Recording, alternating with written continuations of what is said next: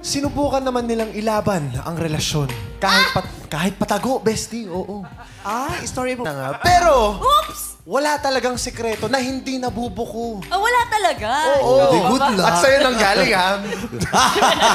Nagkakataroan tayo for today's video. Okay. Balitang showbiz. Ang bidyong yan nga ang kinaaliwan kanina ng mga Kim Pao niyans dahil lumalabas na pag-amin na nga lamang ni Kim Cho at Paula Avellino ang kulang bago tuluyang makumpirma na mayroong relasyon ang dalawa. At syempre, hindi mo pa aminin ang una sa mga tao. Correct. Kasi gusto mo muna i-savor na kayong dalawa lang yung may alis. Is Paolo Avellino still jojowain for you now that you've worked with him?